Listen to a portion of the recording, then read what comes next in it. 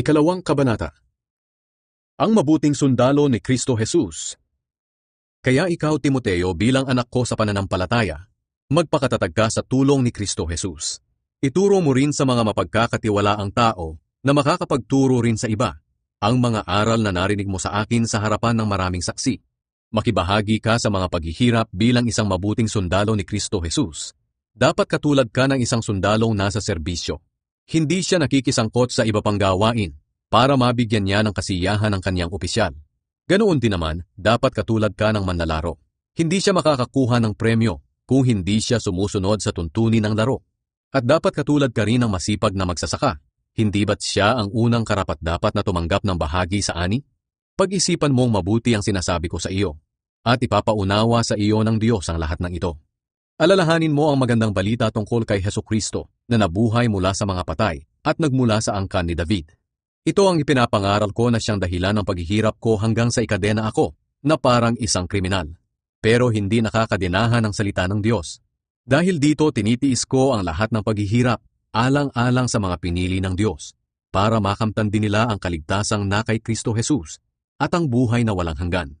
Totoo ang kasabihang, kung namatay tayong kasama niya, mabubuhay din tayong kasama niya.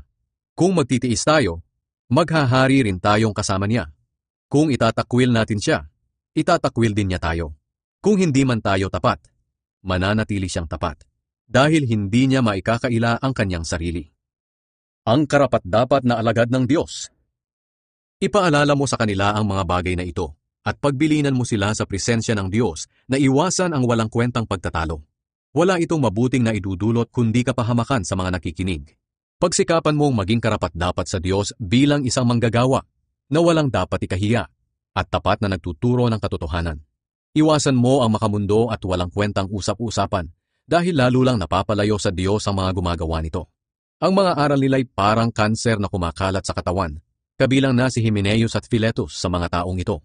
Lumihis sila sa katotohanan dahil itinuturo nilang naganap na ang muling pagkabuhay ng mga patay at ginugulo tuloy nila ang pananampalataya ng iba. Ganoon pa man nananatiling matibay ang saligang itinatag ng Diyos at may nakasulat na alam ng Panginoon kung sino ang sa Kanya. At dapat lumayo sa kasamaan ang bawat taong nagsasabi na siya'y sa Panginoon. Sa isang malaking bahay, may mga kasangkapang yari sa ginto at pilak at mayroon ding yari sa kahoy at putik. Ginagamit sa mahahalagang okasyon ang mga kasangkapang yari sa ginto at pilak at ang mga kasangkapang yari naman sa kahoy at putik ay sa pang-araw-araw na gamit.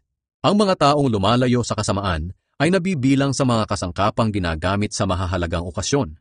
Nakatalaga sila sa Panginoon, kapakipakinabang sa Kanya, at laging handa sa lahat ng mabubuting gawain. Kaya iwasan mo ang masasamang hilig ng kabataan. Pagsikapan mong mamuhay ng matuwid, tapat, mapagmahal at may mabuting pakikitungo sa kapwa, kasama ng mga tumatawag sa Panginoon ng may malinis na puso. Iwasan mo ang mga walang kwentang pakikipagtalo at kalokohan lamang, dahil alam mong hahantong lang ito sa alitan. Ang lingkod ng Diyos ay hindi dapat nakikipag-away, kundi mabait sa lahat, marunong magturo at mapagtimpi. Kailangang mahinahon siya sa pagtutuwid sa mga sumasalungat sa Kanya. Baka sakaling sa ganitong paraan ay bigyan sila ng Diyos ng pagkakataong magsisi at malaman ang katotohanan. Sa ganoon, maliliwanagan ang isip nila at makakawala sila sa bitag ng Diablo na bumihag sa kanila para gawin ang nais nito.